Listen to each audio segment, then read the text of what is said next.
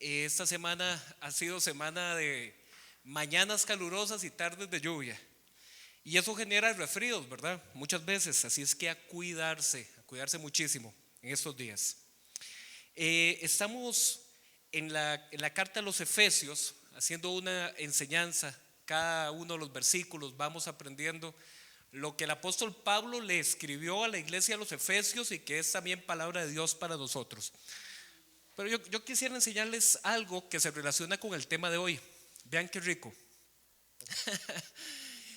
De izquierda a derecha nos habla de ingredientes, nos habla olores, bueno, ahí lo dice más bonito, pone especias, ¿verdad? Pero olores, mostaza, sal, parmesano rallado, mayonesa, queso rallado, anchoas, aceite de oliva, pechuguita deshuesada de pollo, ajo, pan, jugo de limón y lechuga romana. Yo sé que enseñar esto antes del almuerzo es un poquillo tortura, pero mis hermanos, algunos de ustedes saben qué plato se forma de ahí. Se vale batear sin ningún problema. ¿Ensalada? Ensalada César. La ensalada César es la que lleva pechuga de pollo, deshuesada, muy rica. Esa es la ensalada que se forma. Pero, ¿qué es lo que pasa, mis hermanos, cuando regresamos a un toque al anterior? Cuando uno ve los ingredientes, hoy vamos a hablar sobre la iglesia. La iglesia tiene diversidad de dones, pero forma un solo cuerpo, una sola unidad.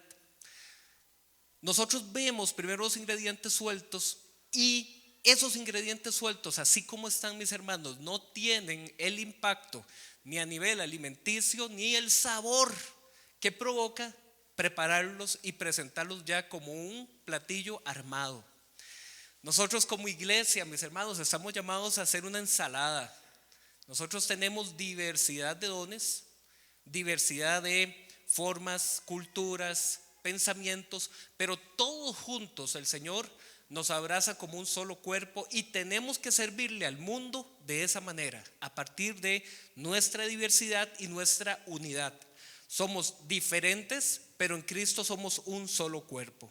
Así es que hoy en Efesios, gracias Alvarito, ya podemos quitar, para que no estén ahí antojados todo el rato.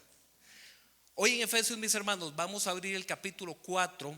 Los invito a que porfa todos vamos al capítulo 4 de la carta a los Efesios, porque vamos a aprender sobre este tema y vamos a tocar realmente la médula de la enseñanza bíblica respecto al llamado de la iglesia. ¿Para qué fue llamada la iglesia? ¿Qué es esa reunión, esa congregación a la que llamamos iglesia? Disculpen. Y mis hermanos, vamos a también posiblemente a que se nos suban algunos colores a la cara, un poquito de vergüenza cuando hacemos comparación entre aquello a lo que el Señor nos llama en su palabra y lo que muchas veces nos encontramos en la cotidianidad. No estoy hablando del Centro Cristiano de Cartago, sino en la cotidianidad de todas las iglesias, donde muchas veces lo que encontramos es lo contrario a lo que vamos a estar hoy viendo. Pero también el Señor nos regala en su palabra cómo revertir eso. Amén. Así es que vamos a orar para que el Señor nos ayude y nos abra el entendimiento en esta mañana. Padre, nos exponemos una vez más a tu palabra. Hoy es tu día, el día del Señor, en el que como pueblo nos reunimos para poder exaltar tu nombre, celebrar tu victoria, Señor, sobre la muerte y anunciar las maravillas a las que nos has llamado. Señor, te pido encarecidamente que en esta hora nuestro pensamiento, nuestro corazón esté alerta, esté activo. Concédenos el milagro, Señor, de que nuestro entendimiento sea iluminado por tu Espíritu Santo, para que podamos recibir tu palabra, Señor, de manera efectiva y que sea una semilla que caiga en buena tierra. Eso te pido, Señor. A mí ayúdame a poder ser fiel expositor de tu palabra y ayuda a mis hermanos y mis hermanas a que puedan recibir esto, Señor, entendiendo que viene de ti, Padre. Amén. Dice así Efesios capítulo 4 versículo 1. Estamos. Dice Pablo, por eso. Y uno dice, ¿por eso qué? Por eso, por los 3 capítulos anteriores, ahorita vamos a hacer un repaso. Por eso, yo que estoy preso por la causa del Señor, les ruego que vivan de una manera digna del llamamiento que han recibido, siempre humildes y amables, pacientes, tolerantes unos con otros en amor. Esfuércense por mantener la unidad del Espíritu mediante el vínculo de la paz. Hay un solo cuerpo y un solo Espíritu, así como también fueron llamados a una sola esperanza, un solo Señor, una sola fe, un solo bautismo, un solo Dios y Padre de todos, que está sobre todos y por medio de todos y en todos. Pero a cada uno de nosotros se nos ha dado gracia en la medida en que Cristo ha repartido los dones. Por esto dice: cuando subió a lo alto, llevó consigo a los cautivos y dio dones a los hombres. ¿Qué quiere decir esto de que subió, sino que también descendió a las partes bajas, o sea, a la tierra? El que descendió es el mismo que subió por encima de todos los cielos para llenarlo todo. Él mismo constituyó a unos apóstoles, a otros profetas, a otros evangelistas y a otros pastores y maestros, a fin de capacitar al pueblo de Dios para la obra de servicio y para edificar al cuerpo de Cristo. De este modo, todos llegaremos a la unidad de la fe y del conocimiento del Hijo de Dios, a una humanidad perfecta que se conforme a la plena estatura de Cristo. Así ya no seremos niños, zarandeados por las olas y llevados de aquí para allá por todo viento de enseñanza y por la astucia y los artificios de quienes emplean artimañas engañosas. Más bien, al vivir la verdad con amor, creceremos hasta ser en todo como aquel que es la cabeza, es decir, Cristo. Por su acción, todo el cuerpo crece y se edifica en amor, sostenido, ajustado por todos los ligamentos según la actividad propia de cada miembro. Amén. Qué belleza a lo que el Señor nos llama. Les indiqué en el versículo 1 del capítulo 4 que comienza diciendo por eso. Y el por eso son los 3 capítulos anteriores de Efesios. Si nosotros hacemos un rápido resumen de esos 3 capítulos anteriores, ¿se acuerdan que Pablo comenzó diciendo: benditos sean ustedes que han sido bendecidos con toda bendición espiritual en los lugares celestiales? ¿Se acuerdan? Eso era Efesios capítulo 1, verso 3. Desde el capítulo 1 se nos viene diciendo que en Cristo nosotros hemos recibido una nueva identidad.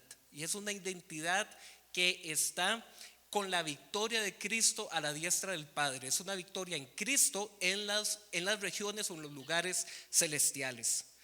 Después de ahí, Pablo comienza a hacer una oración y dice: yo ruego al Padre que ilumine el espíritu de su entendimiento para que ustedes puedan comprender, dice, las riquezas de la gloria en Cristo.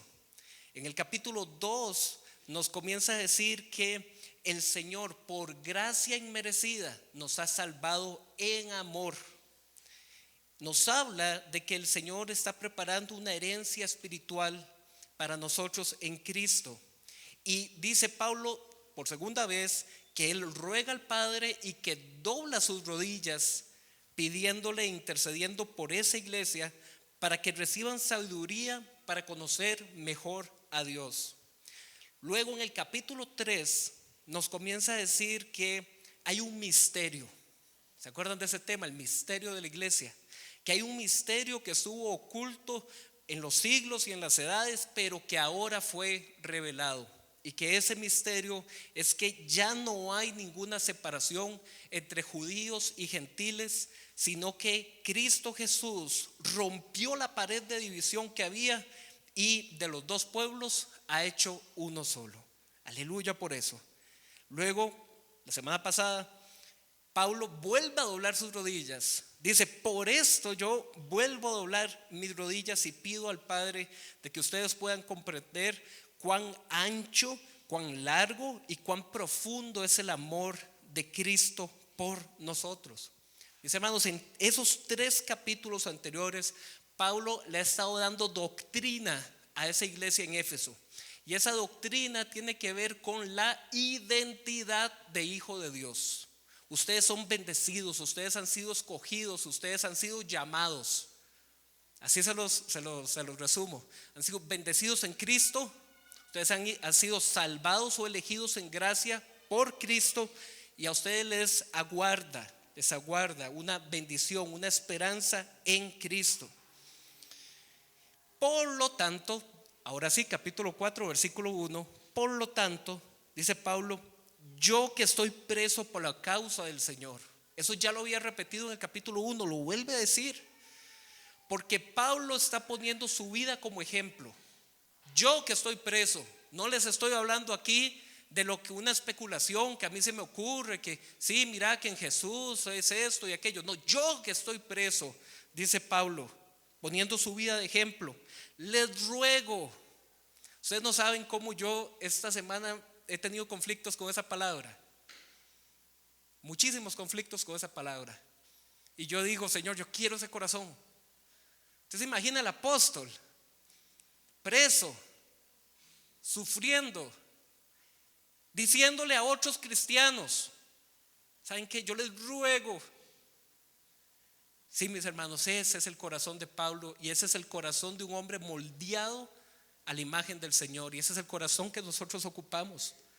Nosotros muchas veces queremos que la gente en 5 minutos sea salvada y transformada en su mente, en todo, que deje sus antiguos hábitos y que ahora adopte una cultura del reino de Dios. Así lo queremos todo rapidísimo. Y aquí está Pablo a una iglesia que, si nos vamos al libro de Hechos, capítulo 20 y 21, Pablo estuvo edificando esa iglesia y discipulándola 3 años. Y luego, años después, estando preso, después de que dejó a Timoteo como el pastor de esa iglesia en Éfeso, les sigue diciendo, yo les ruego a ustedes que vivan dignamente conforme a su llamado. Pablo había sido el que levantó esa iglesia, el que discipuló esa iglesia, delegó a Timoteo como pastor, y aún así les sigue diciendo, yo a ustedes les ruego, vivan dignamente conforme al llamado que han recibido. ¿Y cuál es ese llamado, mis hermanos? Ser hijos de Dios por amor. Y nos da 4 características de qué significa vivir ese llamado con dignidad. Dice el versículo 2, siempre humildes. Otra palabra, mis hermanos, que se las trae. Nosotros lastimosamente en nuestra cultura hemos asociado la palabra humildad con pobreza. Nada más alejado de eso, ¿verdad? Mis hermanos, la humildad tiene que ver cuando yo siempre voy a considerar al otro igual que a mí. No tiene que ver con posesiones, con rangos, con puestos, con la cuenta bancaria. Tiene que ver con la forma en la que trato a mi prójimo. Humildad, como Cristo mismo dice la Escritura, aprendan de mí que soy manso, que soy humilde. El Señor nos habla que de ninguna forma en la iglesia yo tengo que poner barreras de jerarquía. No es que como yo soy el santo querubín, ¿verdad? Usted me trata diferente. ¿Qué es eso? Pablo le escribe a la iglesia, vivan en dignidad conforme al llamado que han recibido. Primera cosa, sean humildes. No se puede de ninguna forma, mis hermanos, edificar iglesia cuando hay orgullo de jerarquía. No, es que yo soy el líder y se me somete. Mis hermanos, cuando entramos en esa autoridad, nosotros estamos desviando nuestro corazón. Pablo preso en el Señor, recuerden eso. Usted siempre considérese cuál es mi posición, mi ejemplo para poder edificar a otros, no desde una posición, sino desde mi ejemplo. Eso es humildad para la iglesia. Punto número 2. La versión nueva versión internacional, que es la que yo estoy leyendo, dice amables. ¿Cómo dice alguna de sus otras versiones? Reina Valera, por ejemplo, ¿qué dice de segundo? Mansedumbre. Reina Valera pone mansedumbre, nueva versión internacional lo traduce como amables. Mis hermanos, la mansedumbre que también es un concepto muy mal entendido, porque mansedumbre habla de ser manso. Jesús se puso a sí mismo como el ejemplo de ser mansedumbre, porque Él fue, dice la Escritura, como un cordero.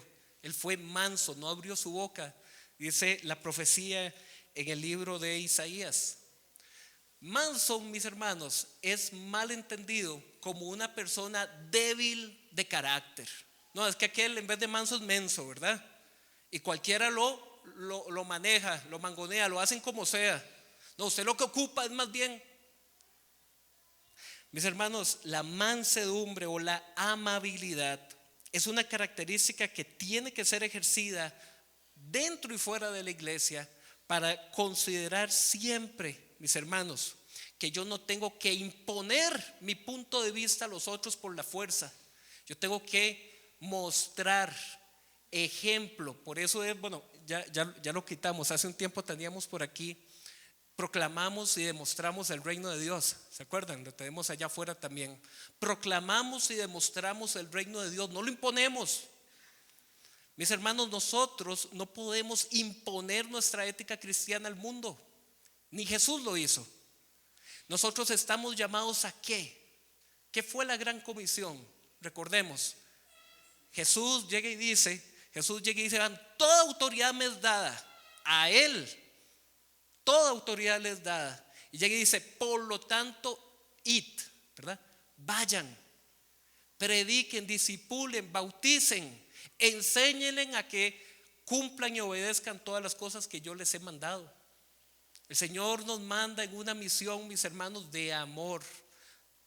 Nosotros hemos utilizado lenguaje bélico. Me voy a entender con lenguaje bélico. O sea, palabras que son del contexto de una guerra, la hemos usado. Y por ejemplo decimos, organicemos una cruzada. ¿Han escuchado el término? Una cruzada evangelística. Hermanos, ustedes saben qué fueron las cruzadas. Las cruzadas en la Edad Media fue cuando el Vaticano mandaba ejércitos a las regiones musulmanas, literalmente vaya y arrase. Hemos introducido ese tipo de lenguaje. Entonces después se puso otra palabrilla en fama. Entonces ya no, cruzada suena como muy católico. Mejor cruzada no. Hablemos ahora de conquista. De conquista. Los españoles en América. Otro lenguaje bélico. Hablamos, mis hermanos, diferentes términos que realmente no captan la esencia de la misión cristiana, que es una misión en mansedumbre. Jesús le dijo a sus apóstoles, y mis hermanos, yo creo que nos lo dice a nosotros hoy, les dijo, bienaventurados. ¿Se acuerdan cuando vimos el sermón del monte? Cuando por mi causa los persigan, cuando por mi causa los dañen y digan toda clase de cosas en contra de ustedes mintiendo, alegraos y regocijados, decía el Señor, porque los van a perseguir. Nosotros tenemos que entender, mis hermanos, que tenemos un llamado, y ese llamado involucra la humildad, involucra la mansedumbre. Roma fue conquistada por el cristianismo, pero no por la guerra. Me han escuchado hablar de esa historia, quizás en otras enseñanzas. El movimiento cristiano fue creciendo. Se reunían los domingos, los días como hoy, en cuevas, se reunían en casas. Fue creciendo en el anonimato. No se podía divulgar que habían reuniones para alabar a un Cristo que no era el César, era Jesús. Mis hermanos, la iglesia fue creciendo hasta que Roma no pudo contra ella. Creció por la guerra, por las armas, por las 7 estrategias para conquistar esta ciudad. En amor, mis hermanos, alimentaban a los pobres, curaban a los enfermos, recibían a los niños que eran desechados. Cuando algún niño nacía con alguna imperfección física, los desechaban en los basureros. Los cristianos los recibían. Mis hermanos, en amor, la iglesia está llamada a levantar una misión con humildad, con mansedumbre. Punto número 3. Punto número 3. ¿Qué dicen sus Biblias? Uno que lo diga bien fuerte. Paciencia. Gracias, Marito. ¿Por qué paciencia, mis hermanos? Porque esto que estoy hablando no se construye, si me permiten de nuevo voy a usar el término, pero ustedes ya me entienden un poco que lo estoy haciendo de ilustración, ¿verdad? Mis hermanos, esto no se consigue en una cruzada de un fin de semana. ¿Me explico? Discipular a las naciones, dijo el Señor. Paciencia se ocupa en la iglesia, porque esto no se logra en un fin de semana. Esto no se logra en un encuentro, mis hermanos. Ese es el abrebocas. Esa es la presentación del evangelio. Pero luego viene el discipulado, mis hermanos. Luego viene conformar mi carácter a la imagen de Cristo. Y para eso la iglesia ocupa paciencia. Y entonces alguien podría decir así: pues sí, yo voy a tener paciencia con los hermanos nuevos. Seguro, solo con los nuevos. Mis hermanos, entre los que más nos conocemos, entre los que más hemos andado sirviendo juntos, en campamentos, encuentros, células, que en el culto, mis hermanos, entre más nos conocemos, más vamos a tener en contra que levantarle el uno al otro. Yo necesito más bien ahí demostrar más paciencia. Qué bárbaro, Miguel, otra vez con eso. Y que Miguel me diga: ¿y usted de qué me habla? ¿Se acuerda que usted 4 veces ha hecho aquello? Mis hermanos, la paciencia no es solamente con la misión que tenemos con el mundo. La paciencia es entre nosotros también, porque somos lentos. Somos lentos, mis hermanos, es normal. Y ahorita más adelante vamos a verlo, lo que la palabra del Señor dice. Mis hermanos, vean, la iglesia, repito, no estoy hablando del centro cristiano, estoy hablando en general, la iglesia de Cristo. Podemos ser inconstantes, podemos ser faltos de disciplina, podemos ser lentos. A esa iglesia, mis hermanos, esa es la que el Señor sigue amando. Esa es la que el Señor le sigue hablando, le sigue corrigiendo, sigue dando su espíritu para orientar y para guiar. ¿Quiénes somos nosotros entonces para desechar? El lunes pasado creo que estábamos aquí en la escuela de capacitación. Yo ponía de ejemplo el caso de Moisés en el Sinaí. Cuando Moisés estaba en el libro del Éxodo recibiendo del Señor la ley, el Señor le comienza a decir que te daré un nuevo pueblo. Le comienza a decir a Moisés: le daré un nuevo pueblo.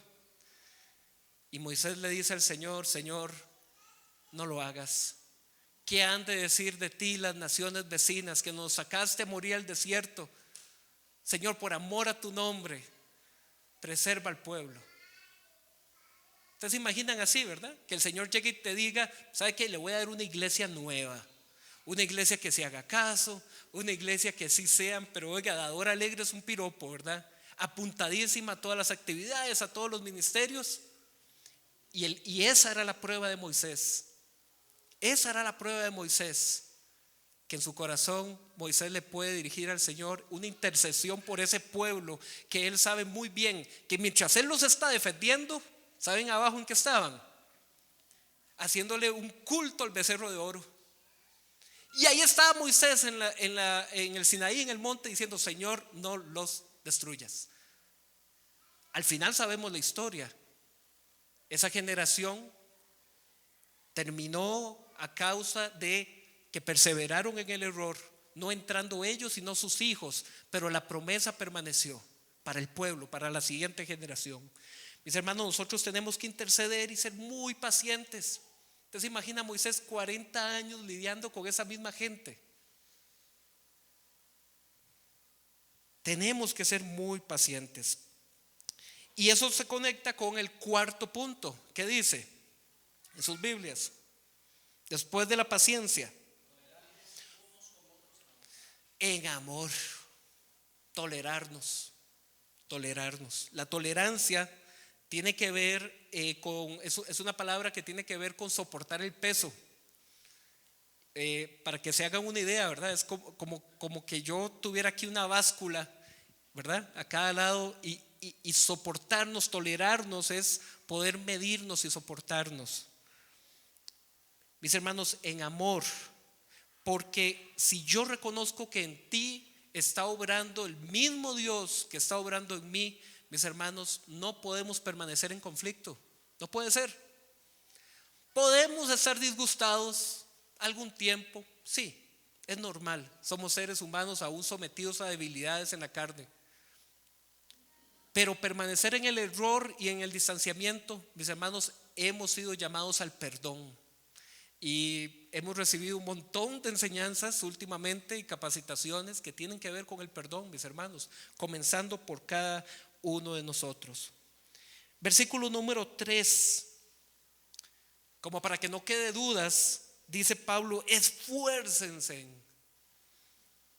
por mantener la unidad del Espíritu mediante el vínculo de la paz. Mis hermanos, eso se lo escribió a la iglesia de Éfeso. ¿Por qué? Porque esa iglesia tenía una característica. Éfeso es una región que en el hoy, por cierto, no tienen, bueno, no es porque sea fútbol, sino nada más lo voy a usar de ejemplo, ¿verdad? Ayer se dio la final de la Champions League. ¿Dónde fue? A ver si hay algún otro fiebre. Ajá, ¿en qué parte? Por ahí quedaba Éfeso, en esa región de Turquía. ¿Qué significa eso? Que no eran judíos. Ellos no eran judíos. Ellos eran lo que se conoce como paganos o gentiles. Así, esos son los términos que la Biblia utiliza para referirse a los no judíos. Entonces eso era una región no judía en Turquía, donde esa iglesia, bajo el pastoreo de Timoteo, tenía dentro de sus miembros gente de origen judío, pero no nacidos en Israel, sino que eran de padres judíos que habían salido y que nacieron ahí. Entonces ya eso es una mezcolanza. Segunda mezcolanza: gentiles que adoraban a Diana de los Efesios. ¿Se acuerdan en el libro de Hechos que en esa ciudad todo era el culto a Diana o Artemisa, como también se le decía? Entonces ahí hay una mezcolanza de trasfondos religiosos, culturales, sociales, de todo tipo. Y Pablo les dice: mantengan la paz, porque entre ustedes va a haber roces, entre ustedes van a haber malentendidos. Mantengan la paz, sean humildes, sean pacientes, amables, tolérense los unos por los otros. Mis hermanos, esto habla de un corazón intencionado hacia la paciencia. No habla de un corazón así refunfuñante. ¿Qué me queda? Me lo tengo que aguantar porque ¿para dónde agarro? No. Mis hermanos, ese corazón, aunque se vaya a otra iglesia, igual va a ir a murmurar a otra iglesia. Paciencia, humildad, mansedumbre, tolerancia, hablan de un corazón que intencionalmente busca edificar. ¿Y por qué? Versículo 4. Pablo nos dice: vean, todo esto de que ustedes se traten en amor y se traten en paz es por una razón que es más grande que cualquier iglesia, que es más grande que cualquier ministerio, que cualquier líder. Versículo número 4. Todo esto es porque hay un solo cuerpo, hay un solo espíritu, hay una sola esperanza, hay un solo Señor, hay una sola fe, hay un solo bautismo, hay un solo Dios y Padre de todos. Mis hermanos, esto trasciende lo que mi denominación, lo que mi iglesia, no. Hay un solo Dios, hay una sola fe, hay un solo Señor que está en todo y en todos. Por lo tanto, mantengan el vínculo de la paz, tolérense en amor, porque esto no se trata de disputas que si aquí perdón que me ría, es que me acuerdo y me da gracia. Cuando aquí pusimos esto en negro, este telón, de ahí pues hubo una gente que no le gustó porque es negro.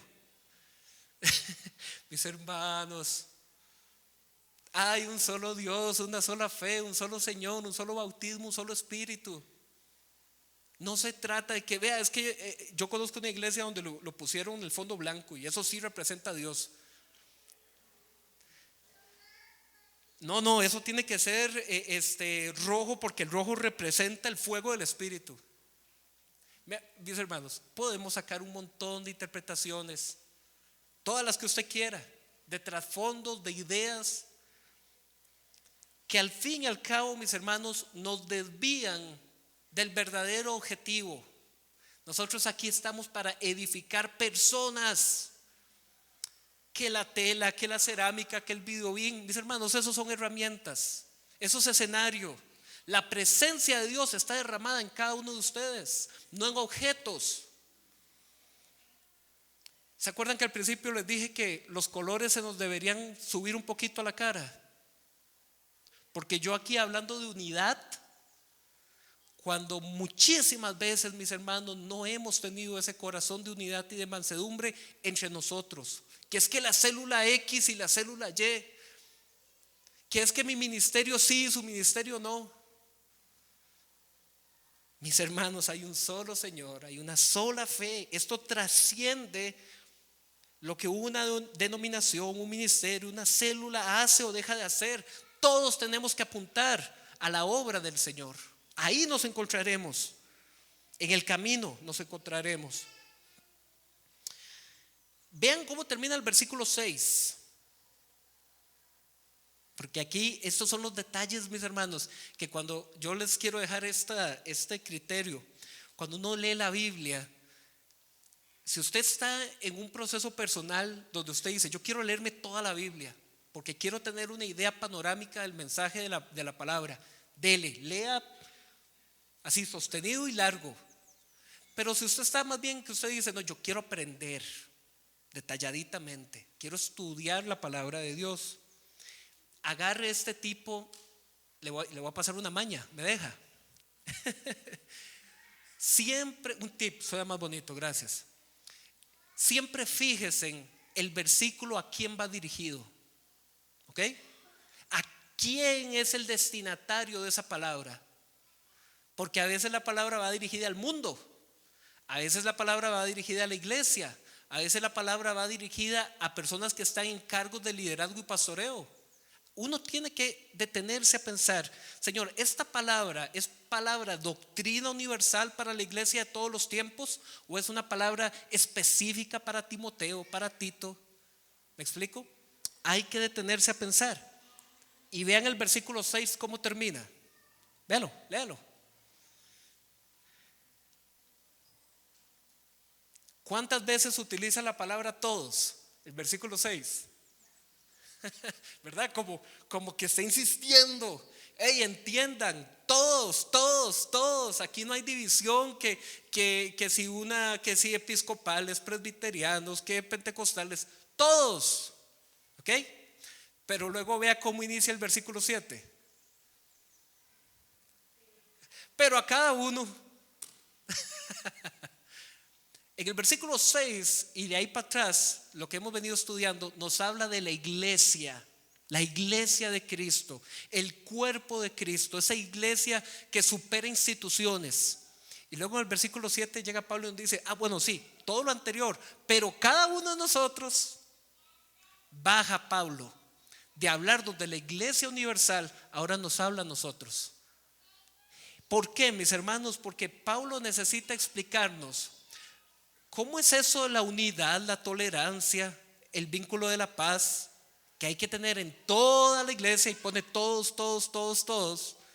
Luego dice, pero es que mira, Pablo, es que yo en mi iglesia noto que hay hermanos que, por ejemplo, cuando aquí en alabanza se dicen adoremos, hay unos hermanos que lo hacen de pie, hay otros hermanos que lo hacen sentados, hay otros hermanos que cantan a lo que la voz les da y otros hermanos que lo dicen despacito. Pablo, yo siento que la cosa no es como tan pareja, como que hay diferencias, Pablo. Y Pablo dice, sí, amén a las diferencias, porque por eso les enseñé la ensalada hace un rato. Nosotros, mis hermanos, como ingredientes somos diferentes, pero como cuerpo somos esa ensalada así tan sabrosa. Mis hermanos, somos diversos que están unidos. Y Pablo nos está hablando primero en estos versículos de todos, todos, todos, y luego el versículo 7 donde dice, ¿saben qué? A cada uno de nosotros se nos ha dado la gracia en la medida en que Cristo ha repartido dones. Y entonces, mis hermanos, aquí Pablo va a comenzar a decir, vea, todos, una sola fe, un solo bautismo, un solo Señor, un solo Espíritu, etcétera, todos apuntamos a eso, pero no todos lo hacemos de la misma manera. Y está bien, es normal.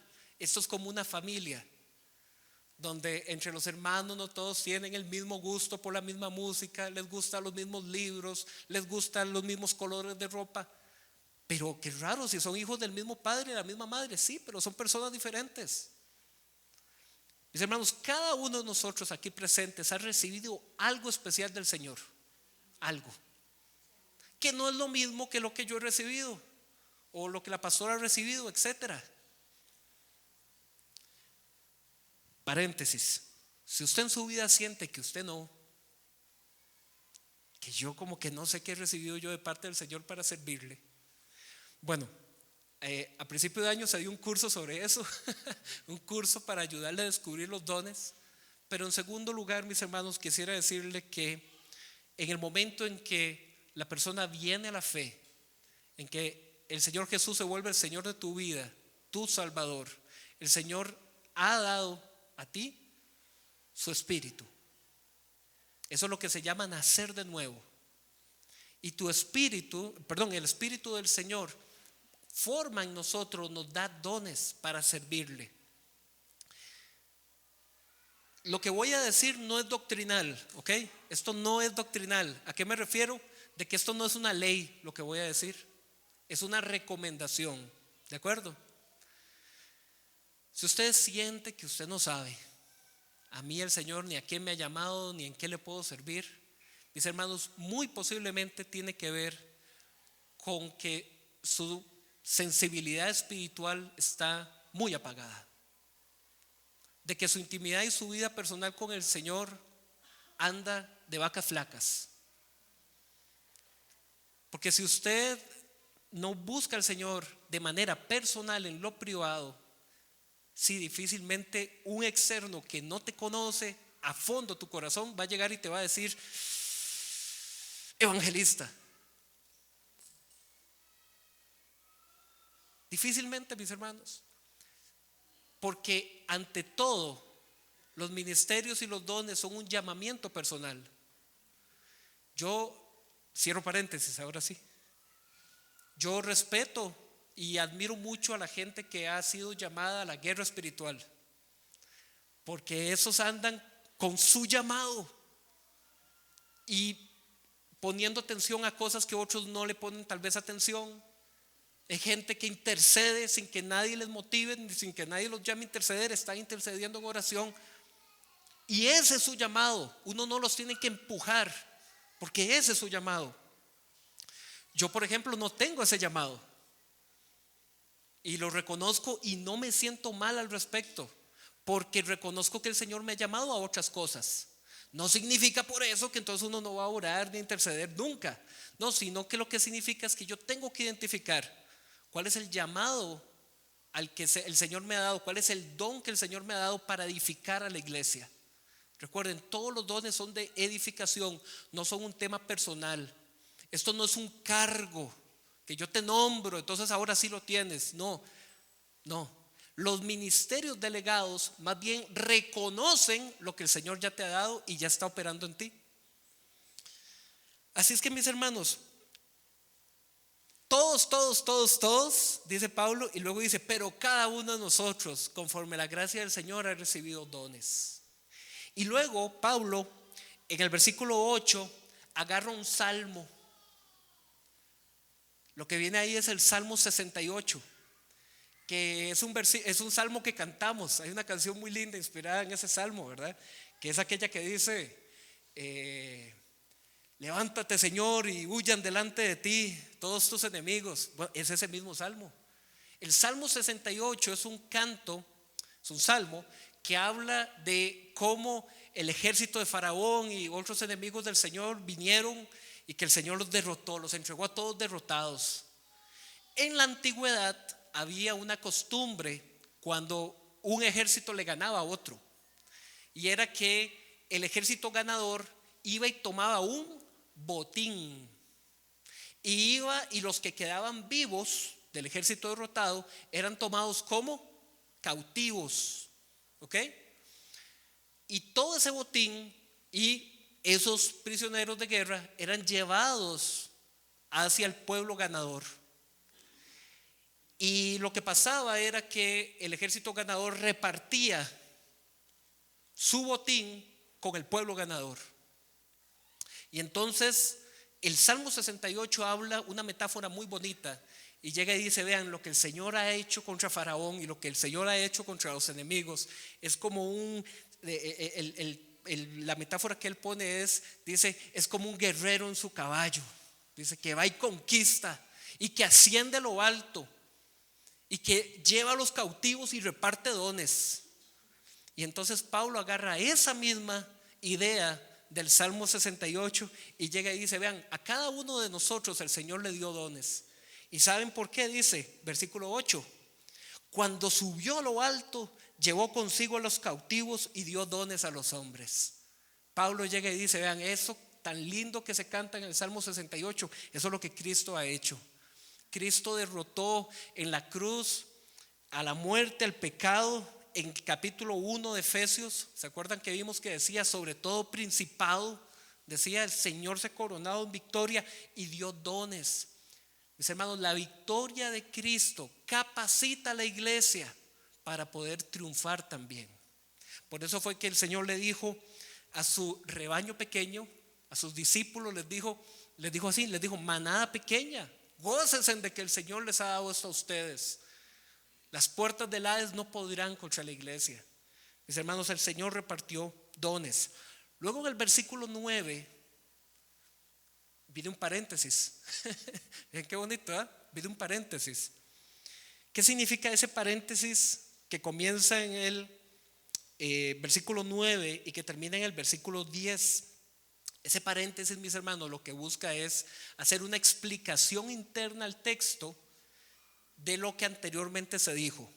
Hay varios lugares en la Biblia donde eso viene así.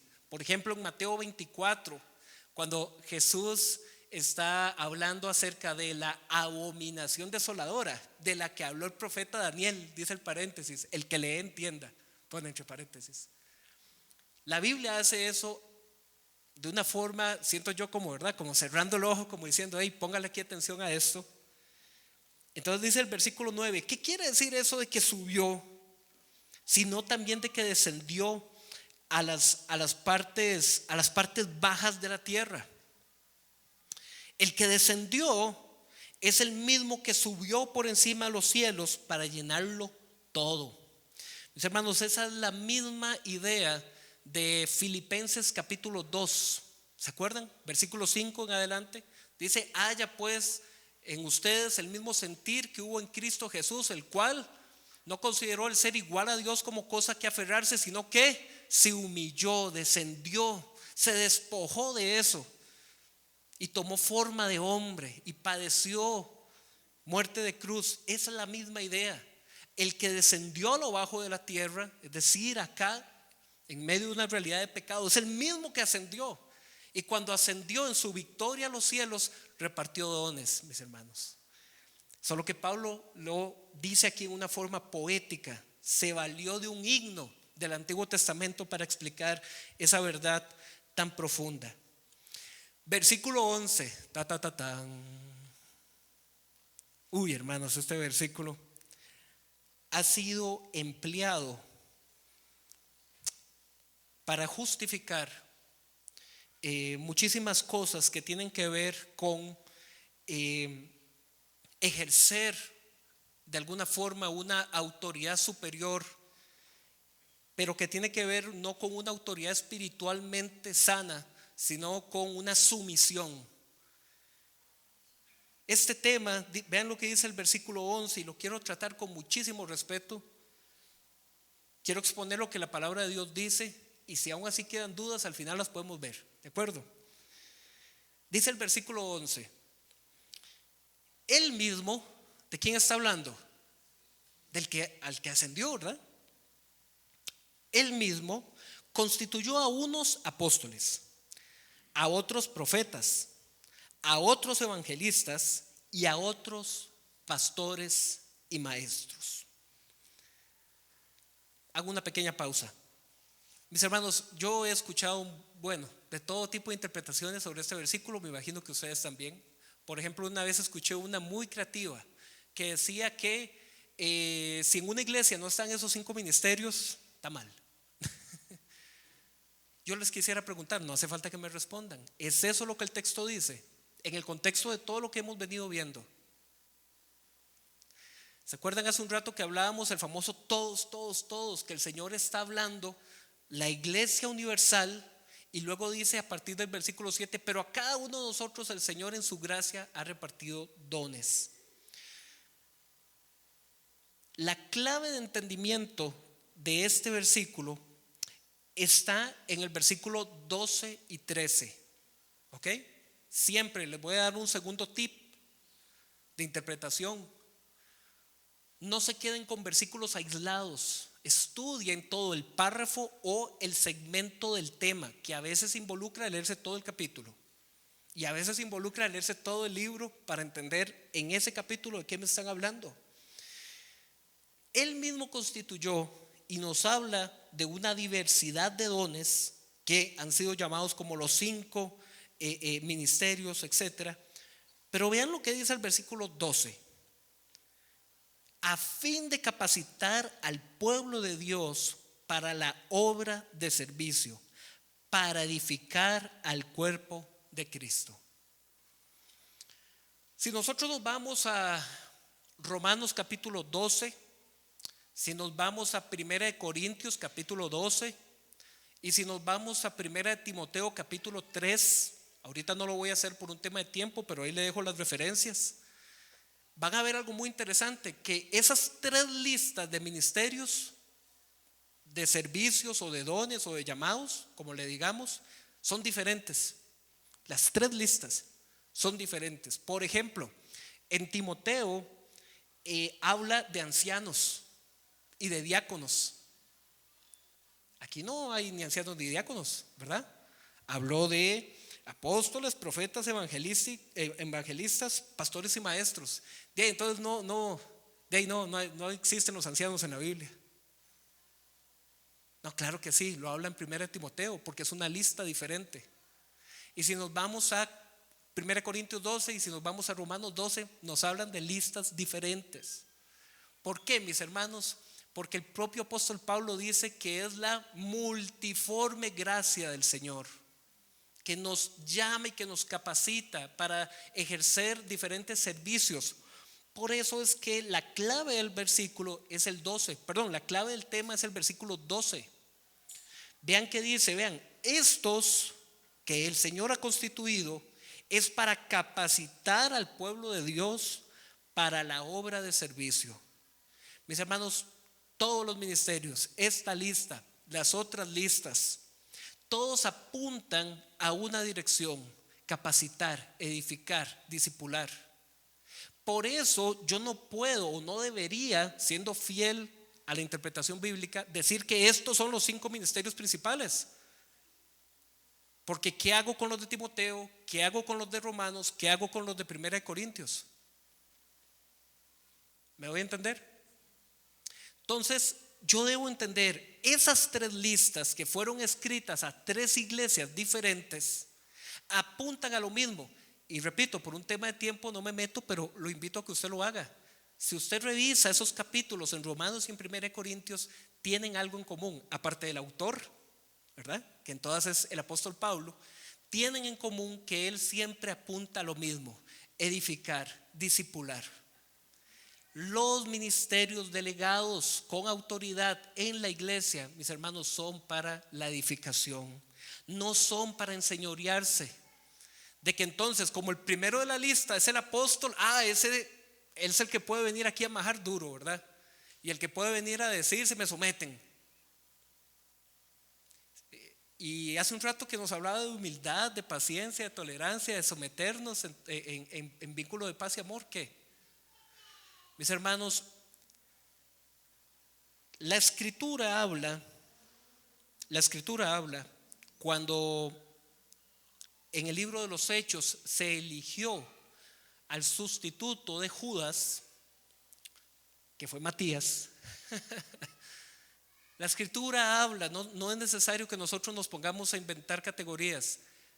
¿Cuáles fueron los requisitos? Que los mismos apóstoles, guiados por el Señor, identificaron para sustituir la silla de Judas como el 12º apóstol. ¿Se acuerdan alguno? Haber sido comisionado por el Señor mismo. Y dice haber participado con Él desde el principio, dice. Mis hermanos, esa autoridad apostólica de esos primeros apóstoles, ya con solo esa característica, no se puede replicar en el hoy, ni hace 5, 10, 15 siglos atrás. ¿Me explico? Pero ojo, eso no significa ni excluye que la iglesia tiene un ministerio apostólico. Va de nuevo. Yo como individuo, yo no puedo asumir la misma autoridad apostólica de ellos.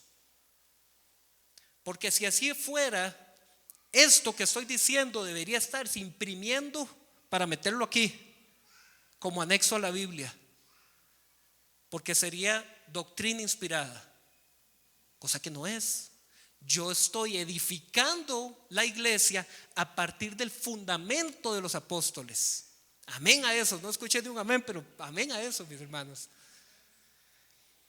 Y como yo veo ciertas caritas, vamos a irnos a capítulo 2. Es broma, ustedes saben que me gusta bromear, pero vamos a irnos a capítulo 2, porque quiero que esto quede muy claro, mis hermanos, muy claro. En el capítulo 2, versículo 19, este tema ya venía este tema. Efesios capítulo 2, versículo 19. ¿Están conmigo? Ojo lo que dice: por tanto, ustedes, les está hablando a los efesios, ¿se acuerdan el tip número 1? Consideren el versículo a quién va dirigida la palabra. Por tanto, ustedes, los efesios, ya no son extraños ni extranjeros, sino conciudadanos de los santos, refiriéndose a los judíos, y miembros de la familia de Dios.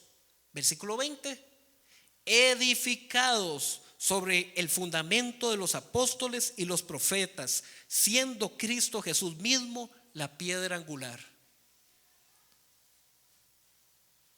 Entonces Pablo les dice: vean, ustedes son un mismo pueblo, gentiles y judíos, y ustedes están siendo edificados sobre el fundamento de los apóstoles y los profetas.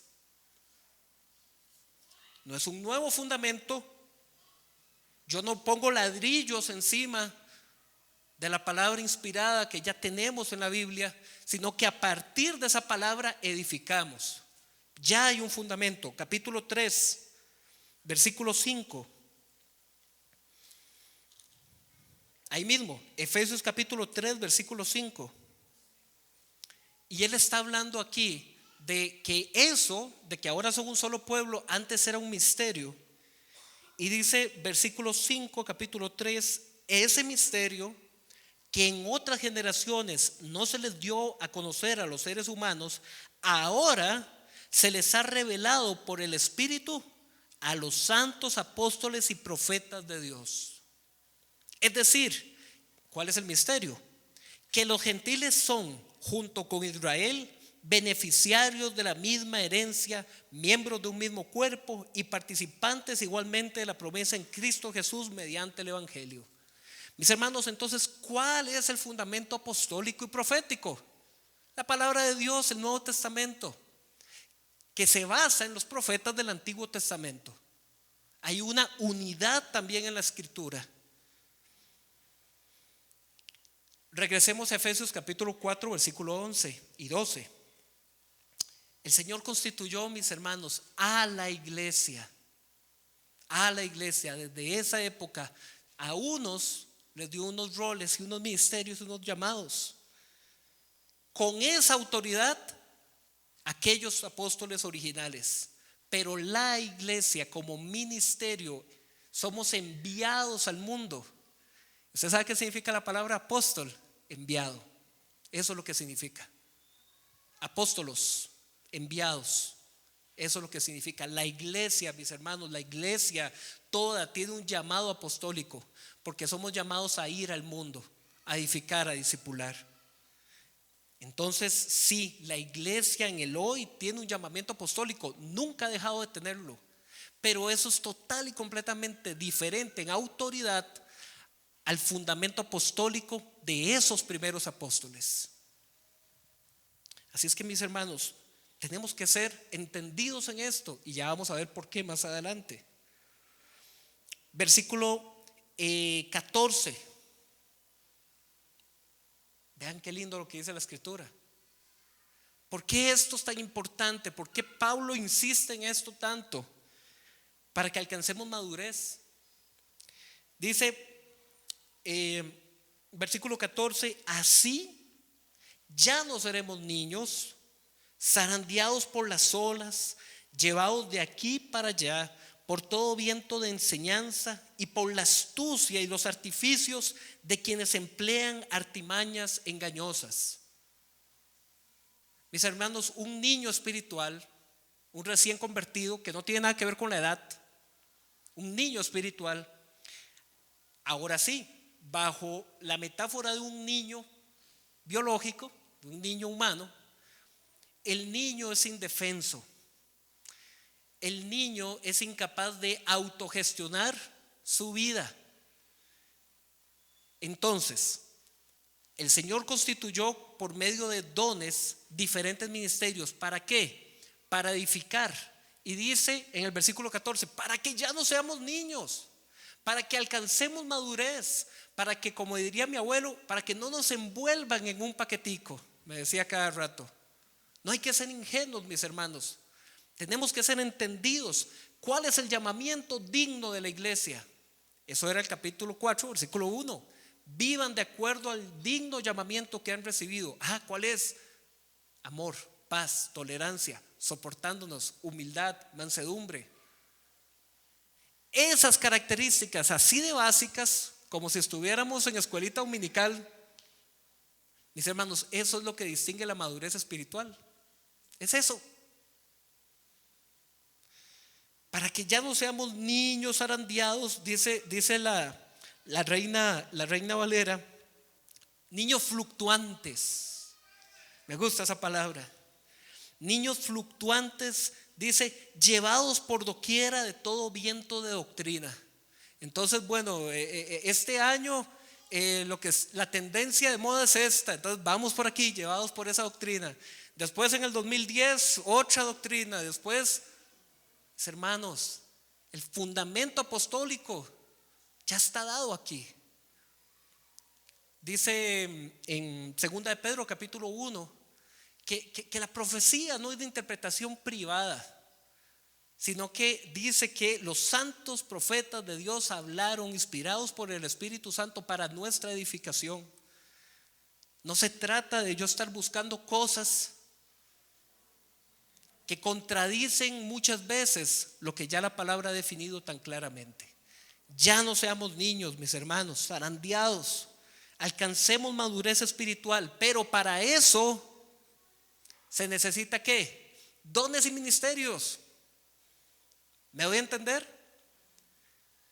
Claro que necesitamos crecer, pero eso no sucede, como lo dije al principio, en 5 minutos, en un fin de semana. Eso no sucede solo. Eso tiene que ver con un proceso de discipulado.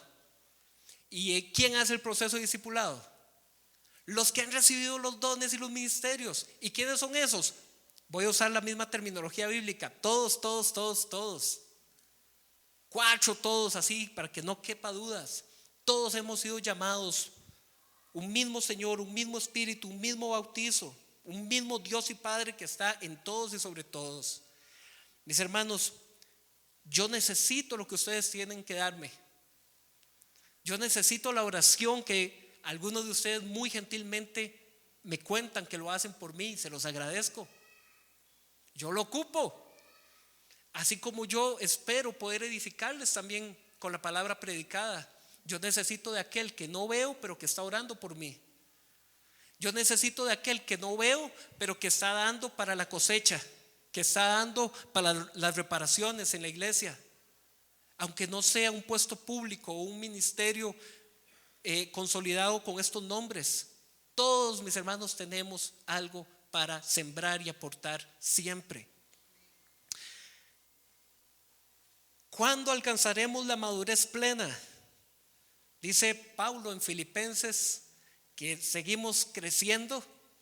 Filipenses capítulo 1 dice, día con día, que esa plenitud la alcanzaremos, la obra terminada hasta que estemos con el Señor. Seguimos creciendo, no importa si usted tiene un año, 10, 20, 30, los que quiera, de decir ando en el evangelio. Usted y yo seguimos siendo, mis hermanos, modelos en construcción. Seguimos siendo modelos en construcción. Necesitamos los unos de los otros. Por eso es que termino esta enseñanza. Versículo 15. Este es el tema de título que elegí para esta enseñanza. Vean lo que dice el versículo 15. Más bien, vivir la verdad con amor.